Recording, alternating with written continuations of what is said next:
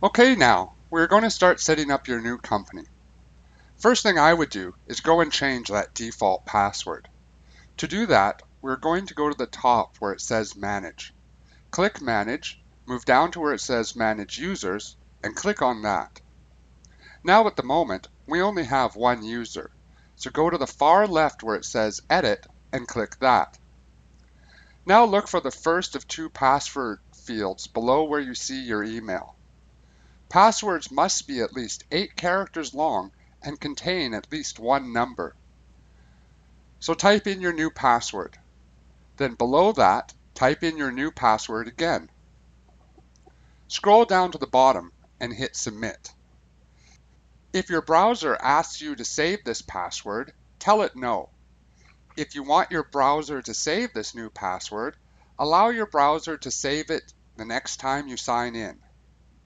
Now to start with your actual company settings. Click on the Home button. Then now, go ahead and click on the company settings. First setting we are going to look at is the multiple job sites setting. If this was a free account, that option would be grayed out.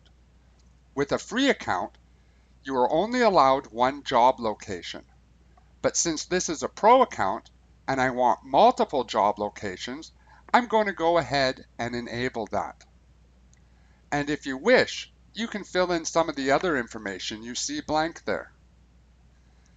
Next one I'm going to talk about is the company photo or company logo. If you have an image you would like to see as your company logo, click on Choose File. A file location dialog box will appear and go and find your logo file. Click the file you wish and hit Open. Now the file isn't uploaded yet. The file will upload when we finish filling out this form and hit Update Settings at the end. Next to set are the time increments. Time increments are used on the clock when an employee is punching in or out. Your choices are 5, 10, 15, or 30 minutes. If you choose 5 minutes, for example, when the employee punches in, they will see, for example, 7 o'clock, 7:05, 7:10, etc. Grace period is the next one. This is how long an employee can punch in late or sign out early and not trigger an error. I always set it to 5 minutes, but you can set it to whatever you wish. Default shift start. Only use this if every employee of your company has the same starting time. You can set default shift times per employee on the employee user page. We will cover that in a later video. Default shift end is the same. Only select this if every one of your employees ends at the same time.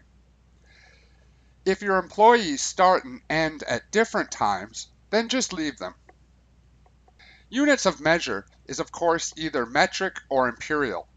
I'm in Canada, so I will select metric. Here we have some different categories employees can make entries under. If yours is a free account, these options will be grayed out. If you have a pro account, you can select the ones you wish.